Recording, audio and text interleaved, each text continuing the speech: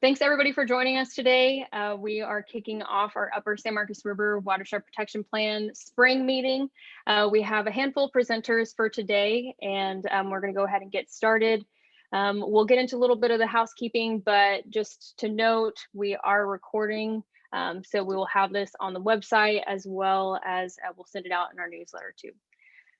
And for those who don't know, this meeting is funded in part through a grant from the U.S. Environmental Protection Agency through a Texas Commission on Environmental Quality, specifically through a 319 Clean Water Act grant, which is keeping our watershed going right now. All right, so I'm going to turn it over to Allie Schlant, who's our graduate research assistant, and she's just going to go over a few housekeeping things for today. Yeah, so as Aspen said, we are recording this meeting. So if you have to leave for some reason in the middle, or if you couldn't make it and you're just looking at it now, we're going to post this to our website so you can view it after it's over. And then we just ask that you keep your microphones muted to help with feedback and turn off your videos, just, you know, if you don't want to see your face. And then we lost you, Allie. Okay. Allie, we lost you a little bit. Okay. You cut off at keep your microphone muted. Okay, so keep your microphone muted and your videos off if you, And then, so we are going to hold all questions until the end. So if you have any questions during the presentations, just pop them into the chat and we will try and answer all of them, or as many as we can, once all the presentations are over. As you can see, if you're not familiar with Zoom, then here are all the buttons you need to press on the screen to mute yourself, stop your video, and then access the chat bar. And that's it for me. I think if you want to keep going, Aspen. Okay, thank you. And if you're going to be speaking today, just go ahead and turn your video on. That way, whenever we wrap up the recording, people will be able to see your face, and then it'll be in a video and be nice and beautiful once we have it up on the website. Okay, so just the quick agenda for today. First, we're going to go over some general watershed updates, just kind of some quick updates outside of our normal TCEQ contract. And then we'll discuss SMGA, San Marcos Greenbelt Alliance, and the City of San Marcos updates as far as our current TCEQ grant that is active right now. And then we'll move on to Mermaid Society's specific updates as well for this current grant. And then lastly, we'll hear from Melanie Howard on the current low flow conditions in the San Marcos River. All right, so starting with some general watershed updates from Allie and myself.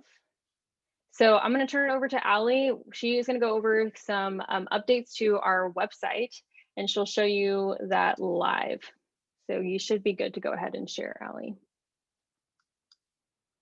Okay, so this is our website. If you have not taken the time to visit it, I did some work on it a few months ago, and I added a new section of it just called projects, where we took all of basically our past project. So we had implementation phase 1. Now we're in implementation phase 1, but it's specifically for the San Marcos Greenbelt Alliance and the Mermaid Society. And then another project that we've been working on for a few years called the Green Alley Initiative, which is basically just looking at the feasibility of green alleys with permeable pavers in downtown San Marcos.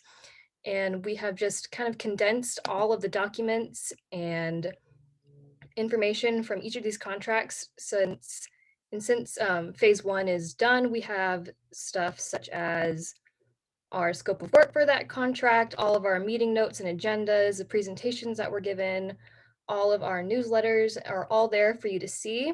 And a few things we wanted to highlight was the data summary report here. Our water quality monitoring coordinator, Sandra Arias Mendez, compiled all of the acquired data kind of dealing with water quality in the San Marcos River for the fiscal year of 2020 and came up with a really great report kind of summarizing how it looks right now.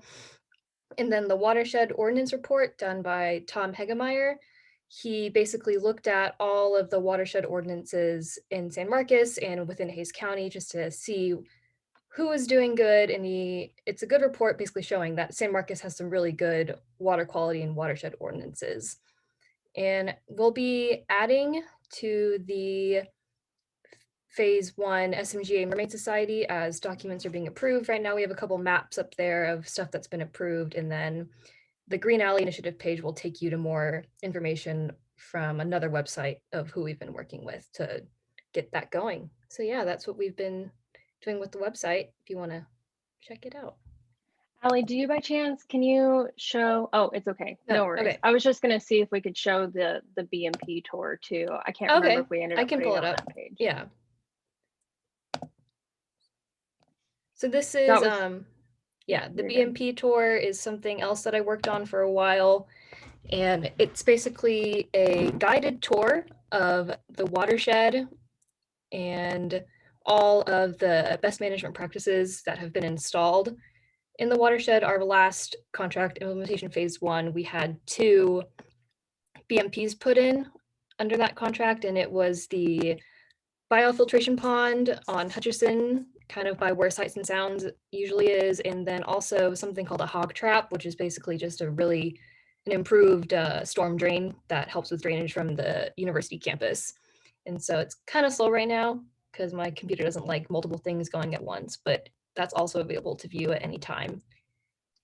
And we'll be updating it as more projects come along. So when this project is going on, we'll be adding all the projects that are going in there as well. Cool, thanks, Allie. I just wanted to show people how to get there too.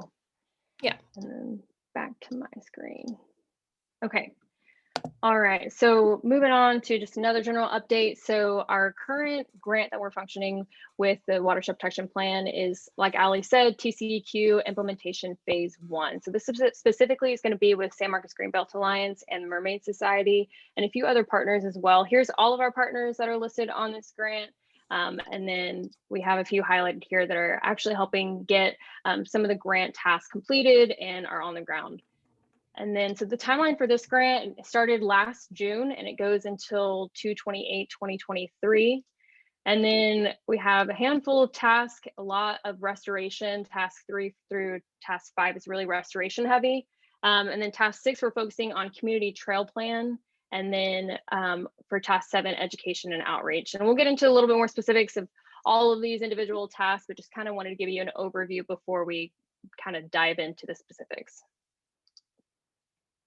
Okay, so next section, we're going to go into specifically the SMGA and City of San Marcos task with the current TCQ grant. Eric Weeks, who's the Discovery Center coordinator, is also going to be helping me present in this section too to give some updates. All right, so just again, for the City of San Marcos and SMGA task, these are all of the tasks that fall under them specifically. For the current TCQ grant that we're operating under, and this is just a map of the Upper San Marcos River Watershed Protection Plan and the delineation of the watershed. So there are 4 sub-watersheds within the Upper San Marcos River watershed: Sing Creek, Purgatory Creek, Sesame Creek, and Willow Creek. And all restoration work with this grant specifically is focusing and taking place in the Sesame Creek watershed, which I have delineated too on the map. And then I have dates too, timelines for each one of these tasks specifically, but just note that some of these timelines might change, but all work for this contract will be done by 2/28/2023. All right. And then just kind of zooming in and showing you specifically where we're working at within the Sesame Creek watershed, sub-watershed, excuse me. So the restoration focus is targeted specifically in the Sesame Creek natural area. So that blue star on the map indicates the park location. Sesame Creek sub-watershed was chosen because it's steep elevation. It makes it susceptible for degradation and pollutant transfer. But also, as you can see, this park specifically has Sesame Creek running through, which deposits directly into the Upper San Marcos River. There's also a lot of invasive vegetation species that are present at this park that comes with residential development in the surrounding area. All right. Okay, I'm going to pass it over to Eric and he's going to give some specifics on the next 3 tasks. So Eric, I'm going to go ahead and stop sharing my video and then hand it over to you. Okay, great. So repair and restoration task. The task is to remove non-native invasive species. So our contractor has just started work this week. Removing Chinese tallow, China berry, and ligustrum species. So he's removing those and placing the larger trunks along contour, along the slopes, the hillsides, to help stabilize the slopes. And then the smaller branches, he's chipping in place to have mulch on the ground. So he just started work this week. We expect that work to last approximately 8 weeks. So that'll wrap up pretty quick. We've got, let's see, we've got 4 educational signs on the map as well. Those will happen down the road, but currently the contractor is working on the invasive removal. Next slide.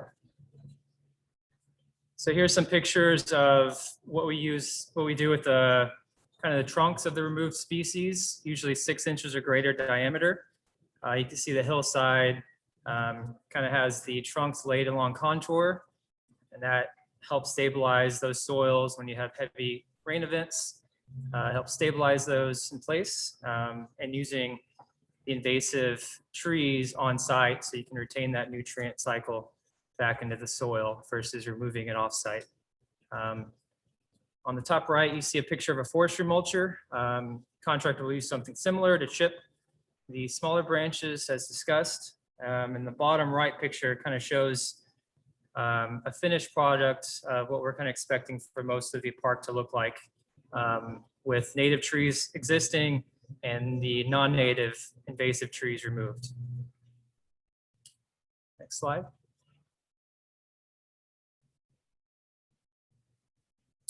So this is a stream restoration. So these are the areas where we propose to add plantings.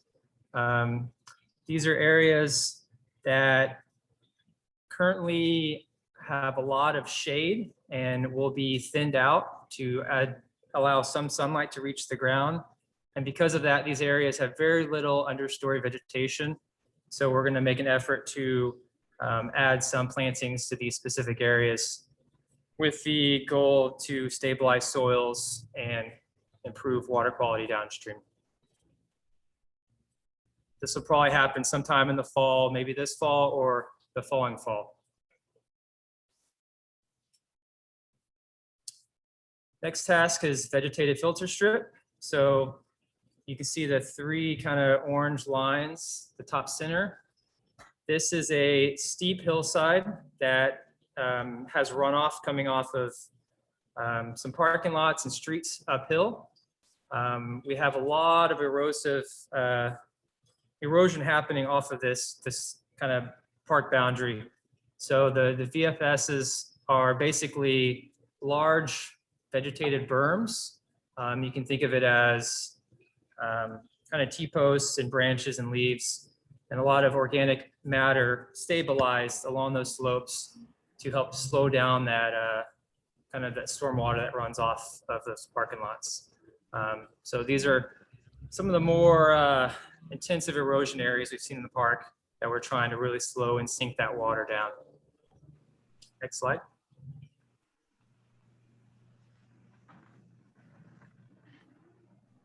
And we host a lot of volunteer events. So currently we're doing volunteer work at Shirley Canyon, but we will be having future volunteer events at Sesame Natural Area for plantings. So I think we may have had a link we can probably share if we don't have right now at the end of the video, where you can see future volunteer events and you can get involved if you'd like to help out. Tasks that we do at the volunteer events are removing trees, dragging brush to be chipped, placing logs along contour. We'll have seeding projects, litter pickups, and also native planting events. So we'll share a link. Yeah, we have it right here. There's a Sign Up Genius link, and that kind of shows you some of the future volunteer events that we have planned so far. And you can keep updated by following that Sign Up Genius. And you should be able to click on the link too. I believe in Zoom, they make them interactive now, to go ahead and be informed of when those volunteer events are happening. I think for the contract, we have to have what, Eric, I think it's like 18 volunteer events or something like that. So a handful of events are going to be happening and have been happening, even through some of the COVID delays. So if you want to get informed about that, I have that link for you in the chat if you want to sign up. All right. Thanks, Eric. Appreciate it. Thank you. Okay, so if y'all have any questions too, I'm seeing some stuff come in the chat. Feel free, like Ali said, drop it in the chat, and then we're going to spend some time after the presentations to address all of those questions too. So feel free to drop those in there. So this next portion of this meeting is we're going to go through the Mermaid Society's main task for the same contract, specifically for Task 7, focusing on community education and outreach to increase awareness about water quality protection in the watershed, but to various age groups as well. So I'm going to pass it over to Mermaid Society's Executive Director, July Moreno, who will share Mermaid Society's plans for Task 7 and what everything's going to be looking like. So I believe July is on.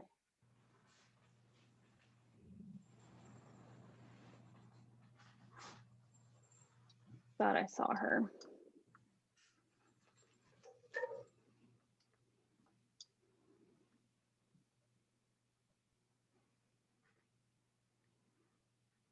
All right. I'm here. Sorry okay, about that. There you go. I was like, I can see that you're unmuted. So Yeah. Cool. I'll go ahead and stop sharing my video and you can take it away. Yeah. Can you hear me just fine? Yes, perfect. Okay, perfect. So let me start with the Mermaid Chats. The Mermaid Chats program. So we piloted the program in 2016, 2017, or 2017 going into 2018. The programs were primarily in community spaces like churches. Obviously, you can see a picture there out in the river, and other locations in San Marcos. In 2019, we moved that programming to, we met our goal in 2019 to present this program, all children K through 2nd grade in the independent school district. So approximately 2,200 children had the opportunity to be presented with the Mermaid Chats program.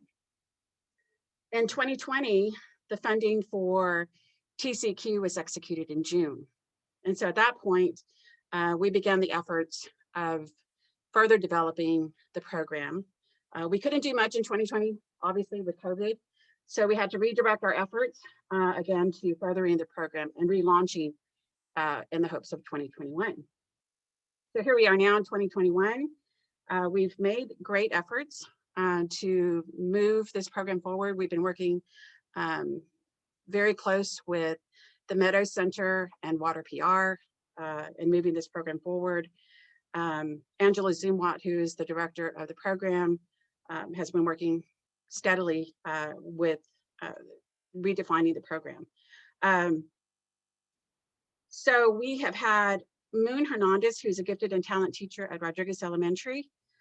She was tasked to remodify our programming so that it is STEAM friendly. So we have STEAM learning and also TEKS alignment.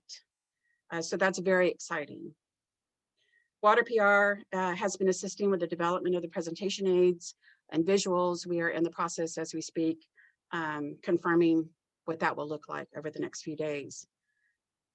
Plans to offer this program to a wider surrounding area is in the development. We've had much request to take this program and provide it in other like Austin and San Antonio, and certainly in Wimberley area. So that is obviously part of our future plans once we get this program in place. And we are also planning to make this program bilingual so that it is in Spanish and ASL as well. The Patch program, in 2018, we piloted this program, worked really very close with the Meadows Center to provide this program on site at the Meadows Center, a half-day event in which about 80 Girl Scouts earned their patch.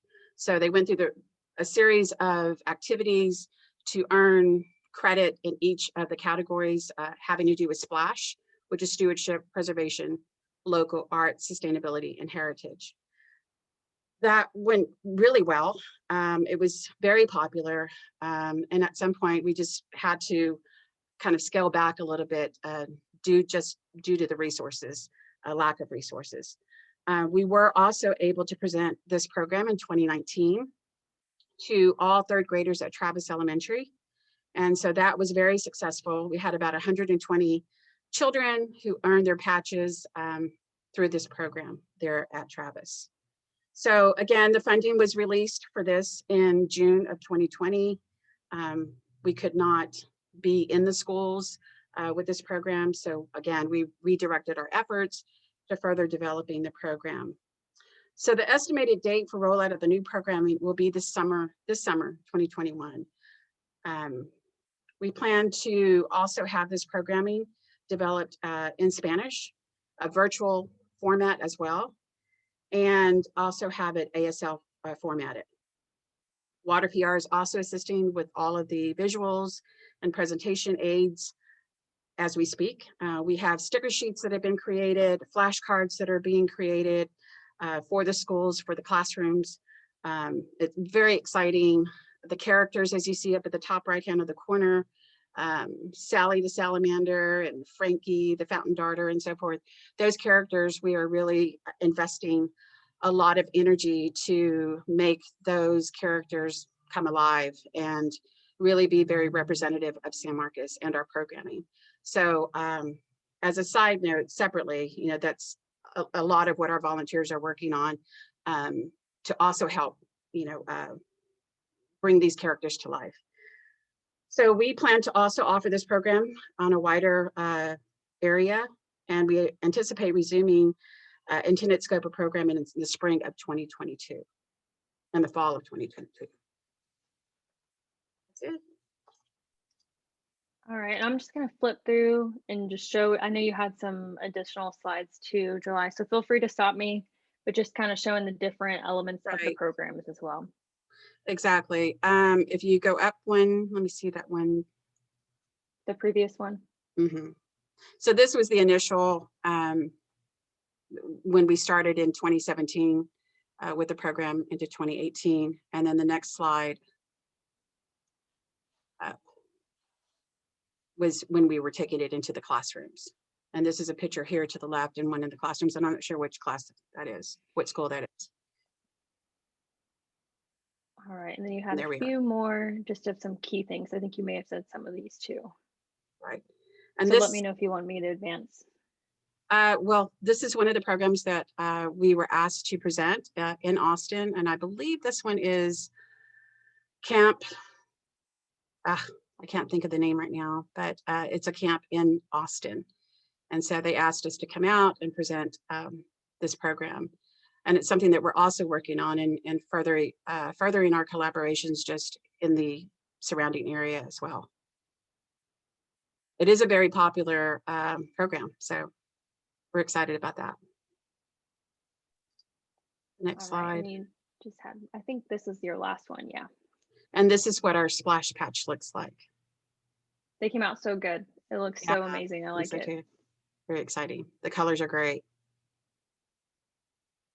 All right, thanks, July. So Sure. like July said, you know, this is something that developing any educational curriculum and programming is a lot of work, but let alone adapting to COVID and having to last minute switch everything to also being available for a virtual platform too. Has been a learning process, I think, for a lot of people, but that's currently where everything is right now too, is adapting to, you know, provide those resources for teachers, both in person, but also in a virtual platform as well. So with that being said, I'm going to move it over to our next section. And just a reminder too, the Mermaid deliverables also have to be complete by 2/28/2023. So just kind of give you guys another update on the timeline there. All right, so this is our last section, and then we'll move over to Q&A. So Melanie Howard is going to be doing a presentation for low flows in the San Marcos River. And Melanie, if you're there, I think your video wasn't working, so feel free to unmute yourself unless you figured your video out. I am unmuted and you can hear me, but you can't see me, which could be a good thing. So just I wanted to start in the big, kind of like Sherlock Holmes. He starts with the big and works down to the small. And this is about the droughts in modern Texas. We know they're a part of our recorded Texas history, starting in the 1900s with documentation. And as we all know, the worst drought on record ended in 1957 It caused a severe drop in the spring flow from the Edwards Aquifer, therefore resulting in a total loss of flow in the Comal River and a huge reduction of flow in the San Marcos to 45 cubic feet per second, which is barely flowing. The Comal River lost all its biota, all its plants and animals. And it was actually Dr. Whiteside, if any of y'all remember Bobby Whiteside from Texas State, he was a fisheries biologist. He reintroduced endangered fountain darter when the river recovered. Our most recent severe drought occurred in 2011. We all remember that drought. Next slide. And this drought is vividly shown in this graph. You can see it at 2011. The steepness of it's the hottest, driest 1 year period ever recorded. And this graph shows the intensity of drought from the year 2000 to the present year, showing in our year 2021 that we are currently in a drought situation, but thus far it's a minor drought situation. Next slide. But even this minor drought period has put the Edwards Aquifer region, which is here outlined in blue, is put it under extreme and severe drought categories. And you can see how the flow declines as a result. In the next slide, USGS has provided these graphs. Therefore, the upper left is the Comal River flows, the lower right is the San Marcos River flows, and then the J17 and J27 are the Edwards Aquifer monitoring wells. And you can see how they're trending downwards as a result of the drought that we're in. Next slide. We are currently sitting at, this is just March, and so we're currently sitting at about 108 cubic feet per second. And the point of this for the HCP to provide that connection to the Edwards Aquifer HCP, which is the program that the city and Texas State implement for the San Marcos River, is that when we fall below 120 cubic feet per second, then that is a trigger set by the U.S. Fish and Wildlife Service to initiate biota monitoring programs. So they go in and they monitor the populations of listed species in the San Marcos and the Comal River. And they also suspend HCP activities. Next slide. This is the definition that is within the HCP put there by the U.S. Fish and Wildlife. It's called Condition M. And it's saying that all activities under the HCPs will be suspended to avoid take of the listed species. And you can see the disturbing the substrate, water quality plants, anything when it occurs below 120 CFS is not allowed. And so the HCP started in 2013, and if you think back about that graph of the droughts, we were hitting a pretty rough drought period in 2013. It lasted a few years, and so it was a tough time for the HCP to kick off. And so next slide. So by 2014, Condition M, which is that rule where we have to suspend activities under 120 CFS, it was initiated, it was put into place. And so the Edwards Aquifer Authority, who is the program manager for the HCP, their HCP division worked with their science committee, and they submitted a refinement of the suspended activities to just those activities, they're highlighted here in yellow, that were more beneficial than impactful. So the activities in white, that some of which had been suspended, were then allowed to be for us to continue those activities. For example, the removal of floating vegetation mats, that was suspended, but the argument was that the floating vegetation mats smother out the aquatic plants, and so their removal is more beneficial than it is impactful to listed species. Another one is our contractor that removes predator species, the tilapia and the plecostomus. It is more beneficial to listed species to keep those predator species under control than just to suspend that activity entirely. And so now what we are doing is these three highlighted measures We do not implement them to their full degree. We mostly garden, for example. The contractors have gone in historically and they have removed invasive species like hydrilla, which just takes over, and they've planted the native appropriate plants back into the river. Well, they can garden that area. They can pull the quote unquote weeds as they come back up, but they can't go and remove and do bulk removal while we're under condition M. Next slide. Additionally, when we fall below 120 CFS, it triggers biological monitoring programs such as the critical period sampling and the low flow sampling programs. And that, just for clarification, is not a photo of the San Marcos River. That is one of the spring runs at the Comal. And when flows get really, really low, they lose their spring runs quickly. Next slide. And this is my last slide, and it shows you the breakdown of how these monitoring programs are implemented, and they work by every 5 CFS. So as we lose 5 CFS, you can see that in the margin, the column on the left, then they initiate a sampling event or a habitat evaluation all the way down, God forbid, to 0 CFS. And then they monitor it as the flows start to come back. Just checking the listed species populations, how they react to the dropping flows. And the lowest that I've ever seen in the San Marcos River is 85 CFS. And I don't know if anybody else has seen a lower flow. And that was getting there. And I think that's all I've got. If there's any questions. Cool, thanks, Melanie. I'm gonna advance the slide here and I'm just gonna leave this up. So for this next portion, if anybody has any questions addressed in the chat, we're gonna go ahead and open those up. So speakers, if y'all could just stay on and hang back in the event there's any questions directly for y'all. And then I have all of the contact information too here for everybody who talked today. We finished early for all of the updates that we had for y'all for the watershed. So y'all got out a little bit early today, but feel free to hang back. We're gonna be here until there's no more questions since we have plenty of time. So let's see. Starting from the top. So Karen Ford says, will you add a planting list for the natives in low light areas?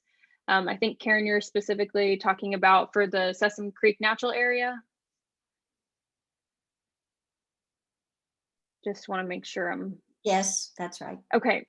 Melanie, do we currently have any plans, or Eric, any plans to have a planting list? Excuse me. No, but we certainly can do that. Yeah, I think Eric I'm having knows a hard idea. time hearing the audio. Was that question towards me? You or Melanie, whichever one. Yeah, what is our plant list for Sesame? Let me put you on the spot.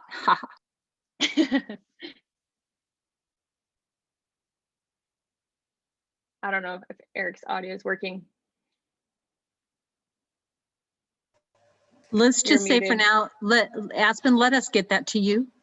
Okay, sounds good. I think that it would be, yeah, Eric's having some audio issues. But yeah, that's a really good question, Karen. I think that's something that would be a great addition to add onto the project. We currently already have kind of like a report, but that's something we can definitely add in there. I think it'll be beneficial. But we also can add it to the BMP story map that Ali shared with us at the beginning of the meeting. That's something I think we can add in there as well. It'd be good to have. Aspen, he did answer in the chat with did he? the dominant ones that he sees, and he said he'll get a list of, the other shade plants. Okay, thanks, Diane. I didn't scroll that far down yet. Appreciate it. All right, and then Susan Hansen, and this one might have already been answered too, but could you say something about what SMGA's responsibility is in the project you mentioned? Let me make sure it's not answered already. SMGA's primary responsibility is to develop a trail plan and also their involvement in the volunteer events. Yes, yeah, it wasn't answered in the chat, so thanks, Melanie. Yeah, so the volunteer events that we endorsed, as well as Eric is working on that too, helping kind of facilitate those. So all of the volunteer days are reported to the TCEQ with our grant. So any photo documentation, attendance list, things like that is all being reported within the grant. Task, I think it is task 6, the community trail plan is something that's going to be happening a little bit later on. So it hasn't really started, which is why we didn't include that task specifically in this presentation. It is something we will be presenting on in the future once that task specifically starts kicking off, but it hasn't fully kicked off just yet. All right, let's see. And Allie, feel free to let me know if I'm missing anything too, if you're still here. Sounds good. Okay. See, Cynthia has a question for July. July, if you're still on, let's see. Is Mermaid Society planning to resume working in schools this fall? Right. So our plan actually is the spring of 2022. We hope to be able to get in, at least kind of begin the process in the fall, but really not executing the program until 2022 spring. Yeah, and that was due to COVID delays too. Right. Just needing time to develop to that virtual, videos. And I think the plan is to have 4 videos total. 2 of those are going to be in English, 2 of those are going to be in Spanish. Right. So I think the goal, and correct me if I'm wrong, July, is to have all of the content really over to TCEQ in the summer. The videos and all of the virtual stuff will be developed in the fall to launch in the spring That is of correct. 2022. Yeah. Right. And we've had to Sounds change so weird to say that. We've been working with the dates. We've had to modify those dates for that reason. Yes, correct. So we should be up to date on all that. Let's see. Cynthia says, I'm wondering what the timeline is for the new trail that is supposed to run along Purgatory Creek, the trail from Close to the CVS at Wonderworld downstream to the river. I think, Melanie, you're the person to answer this one. So the timeline, Virginia Conde actually got the grant for that phase 1 trails. Virginia, you want to take the timeline for those? Sure. I'm sorry, I'm multitasking like a queen right now. But we are going to start the trail design this summer. And so after that, I think we've got, trail design will take a few months. And then I think that the SMGA will want to start construction this fall when things get a little bit cooler. So I think, we've got a couple years, but hopefully we'll wrap it up pretty quickly because it's not super long. So. And what's the full duration of that grant, Virginia?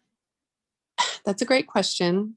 I want to say, let me get back to you on an exact, it's years, but I can't remember if it's 3 or 5. Okay, sounds good. But it won't take 3 years. Sounds good. Is that the did you say the Trails grant, the TPWD? Yeah, one? Parks and Wildlife. Okay. Mm-hmm. Sounds good. Okay, I think that's all of the questions. Diane, I see your comment. Feel free to unmute and share away. Can you hear me? Yes.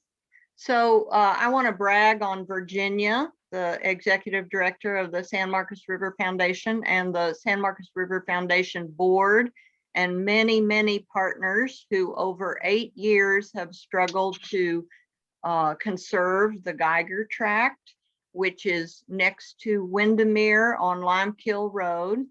And it's across Limekill Road from the Dreamcatcher Ranch, which the River Foundation helped with a conservation easement on that many years ago. And while we were struggling to work out how the Geiger Tract was going to be conserved, I retired and Virginia took over and really did the most amazing job of putting together a trade. Now, let me back up for a second and say that the Windermere Tract, the owners there, the Roberts family, have a horse barn and agricultural land on that property. They bought that property when Smurf bought Geiger Tract next door, and it became clear that the Geiger Tract was not going to assist in getting the developers the entrance road they needed to develop Windermere. So they ended up selling it to the Jason Roberts family, and the Roberts family put a conservation easement on Windermere. So we felt like that was a huge step forward at the time, really a big deal, because that's a couple of 100 acres or more. And still, we worked on the Geiger Tract for several years. We had several possible purchases by conservation-minded people that fell through. And then I retired. Sad that we couldn't complete it before I retired, but so happy this week when Virginia and the Smurf board closed on the trade of the Geiger Tract for another piece of land that is closer to North LBJ and the Early Tract, which the city owns. And they also, at the same time, they traded Jason Roberts, who owned that land before he traded it to Smurf. And Jason Roberts got the Geiger Tract in exchange. And the Geiger Tract now has a conservation easement on it also. That's 75 more acres. I think the Dreamcatcher Ranch is a couple of 100 acres that we accomplished during that same period 8 to 6 years ago. And then now Virginia is working to get grants and hopefully work with the county parks bond money to get a conservation easement on the piece that we traded. And it is also along Sink Creek. All of these properties drain into Spring Lake, and that's why I'm bothering you about celebrating this. This is a very big deal for Spring Lake. And so Owl Bluff is going to be what we call the piece of land that Virginia is working on right now to get it conserved. And we hope that to be accomplished before too much time passes. And then we're going to have, we haven't totaled up all the acreage yet, but my calculation is, if you count Dreamcatcher, Windermere, Geiger, and Owl Bluff, I know we're over 500 acres. We might be 600 that are now in conservation easements and will not be developed into dense types of development, which is very important because this is recharge zone. So the water flows underground to Spring Lake from there. It also flows over the ground because all these properties drain to Sink Creek, which drains straight into Spring Lake. So needless to say, I've been dancing around the house all week, so excited and so happy. Virginia just announced this in the Smurf newsletter this week, and we all need to, if you're not already on the Smurf newsletter, it's easy to do. You go to the San Marcos River Foundation website, click on the thing that says sign up, and sign up so you keep up with all the hot news like this, because this is a big deal. Thank you. Huge deal. And Spring Lake then goes downstream into the San Marcos River. So it's all connected. Thanks, Diane, for mentioning that. I saw it in the newsletter yesterday. Thanks, Diane. Thank you. All right. Well, I think that's all the questions that we have in the chat, but we'll hang back. If anybody has anything else, feel free, pop them in the chat or unmute your mic. We'll hang back, but other than that, this recording is going to go on the Upper San Marcos River Watershed website, and we'll also be sending it out via newsletter too. So feel free, check them out there. And then other than that, y'all have a good night.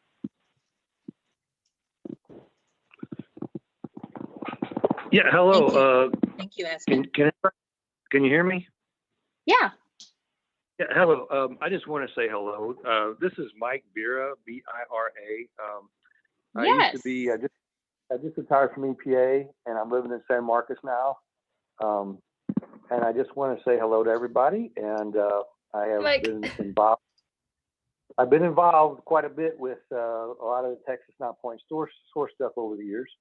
And so now I'm a member of the community of San Marcos. So I'm real happy to get involved and meet people. It's been so weird with this COVID stuff to not be able to show up at meetings and say hi to people. But I just wanted to let you know that I'm here and I'm available for whatever assistance I may be able to give to what's going on, whether it's, you know, chopping down stuff on a hill somewhere or figuring out how to maybe apply for grants with the feds. So anyway, that's me, and I'm happy to be here and I hope to meet everybody who's on this phone very soon. Thanks, Mike. I appreciate you introducing yourself. I heard that you retired and you were moving to San Marcos, but I didn't know if you were officially here or not. So congratulations.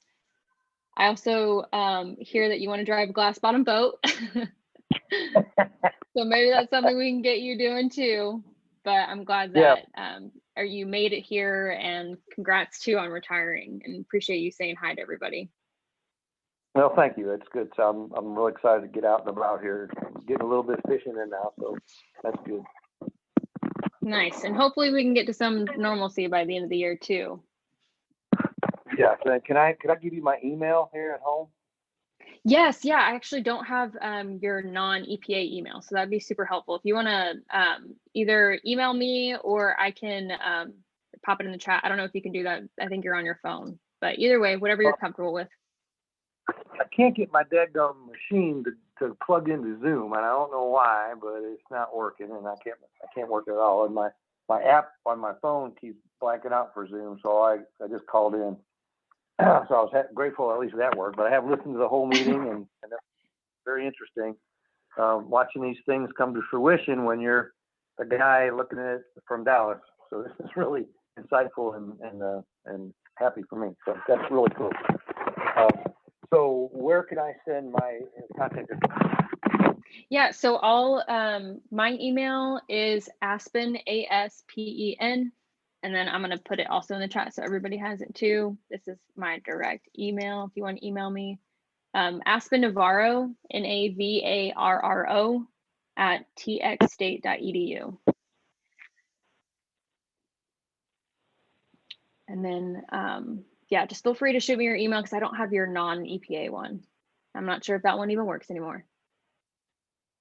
It better not.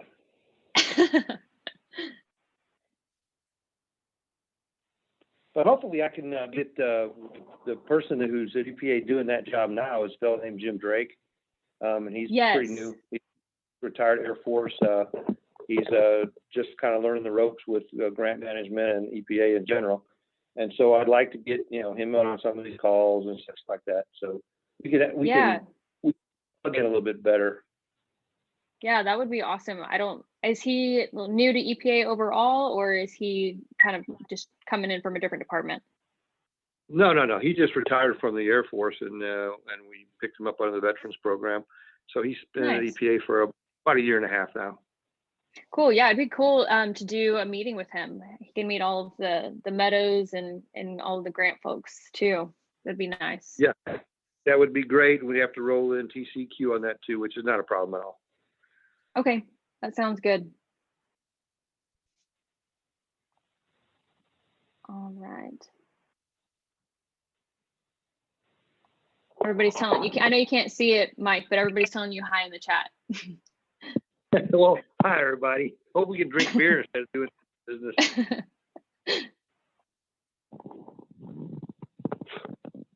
All right. Like I said, we'll stay on till 6 o'clock. We got about 9 minutes. We're here to answer any questions that y'all may have, whether you want to pop it in the chat or just unmute your mic directly. We'll take either one. Yeah, if anybody has any EPA questions or what's going on, I'm happy to answer what I can. Yeah, we have a special guest. We have the EPA on the phone too, which is really cool. Not anymore. Retired EPA. Actually, I'm on lease now, so it's a little bit better. Do what? I'm on lease now, so I can share more. So, when did you officially move to San Marcos, Mike? We actually we were able to work from home, and so I moved actually in July. So it Oh, was pretty nice. cool. We sold our house in Dallas in 9 days, which was really, really cool. Yeah, And so I believe it. I retired in December, so I've been a kind of a free bird since then. And my wife Are- is really ready to get busy, Is really ready to what? for me to get busy. Already putting you to work. All right. I think, Allie, if you want to stop recording, I think we can stop the recording now. Sounds We good. should be good.